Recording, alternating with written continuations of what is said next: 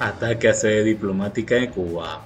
Estados Unidos asegura que las amenazas contra sedes diplomáticas son inaceptables. ¿Cómo están, amigos? Bienvenidos a Noticias Importantes.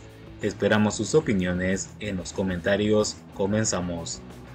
El gobierno de Joe Biden reconoce que la protección de las embajadas forma parte de su obligación tras el ataque de la sede diplomática de Cuba en Washington.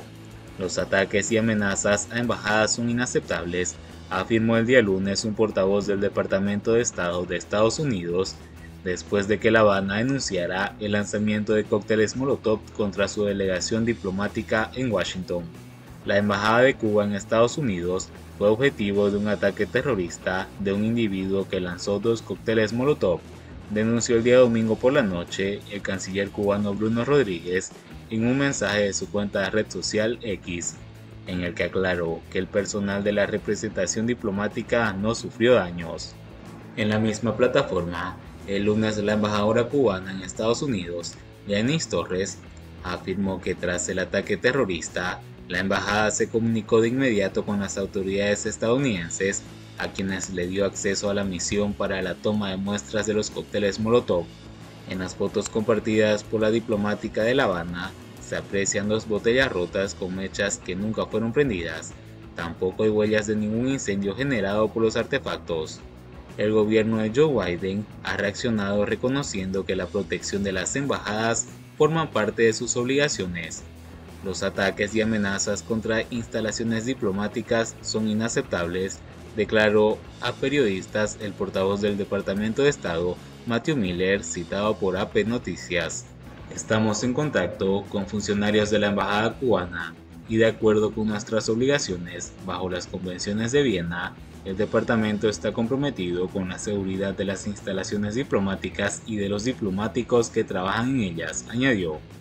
Bruno Rodríguez hizo hincapié en que se trata de un segundo ataque violento contra la sede diplomática en Washington, en referencia a otro incidente ocurrido en abril de 2020, cuando un hombre efectuó disparos contra la embajada de Cuba.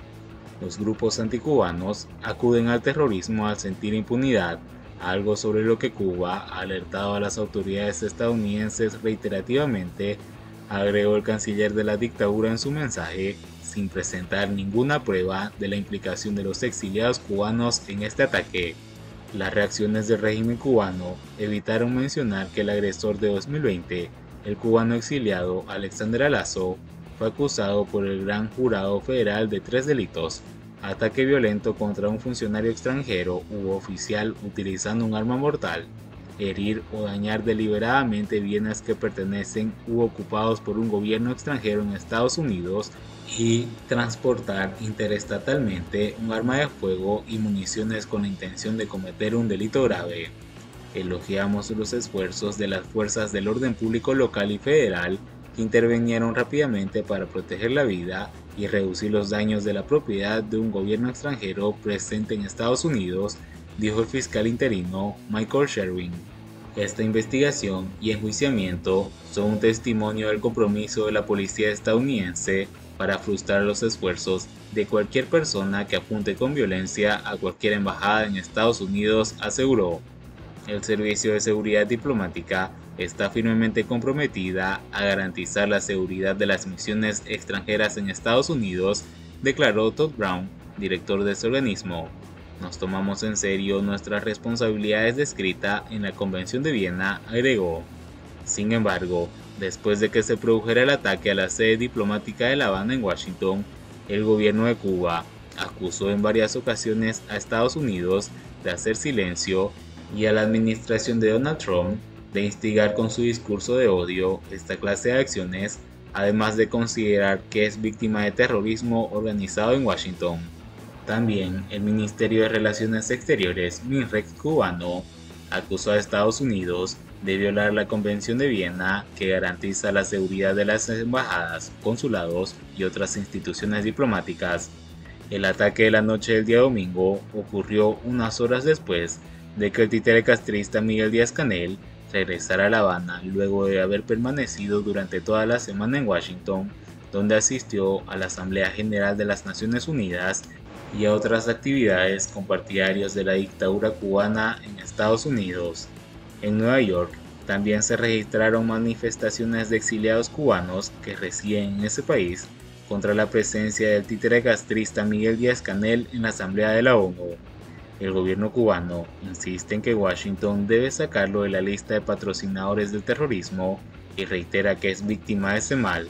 No obstante, el Departamento de Estado de Estados Unidos aseguró la semana pasada que no tiene planes de sacarlo de esa relación. Mientras tanto, Raúl Castro recibió a Miguel Díaz-Canel a su regreso de Nueva York. El dictador Raúl Castro recibió el día domingo al gobernante cubano Miguel Díaz-Canel, quien viajó a Nueva York para asistir al 78 periodo de sesiones de la Asamblea General de las Naciones Unidas. El líder de la Revolución Cubana, general del ejército Raúl Castro, recibió al presidente de la República de Cuba, Miguel Díaz-Canel, quien llegó a La Habana proveniente de Nueva York luego de asistir del 78 periodo de las sesiones de las Naciones Unidas, indicó en X la presidencia de Cuba. Acompañado por el primer ministro Manuel Marrero, el vicepresidente Salvador Mesa y el secretario de las organizaciones del Comité Central, Roberto Morales Ojeda, el nonagenario dictador se desplazó hasta los pies de las escalerillas del avión de la aerolínea española Plus Ultra, que trajo de vuelta a la isla al sucesor que designó para ocupar su sillón en el Palacio de la Revolución.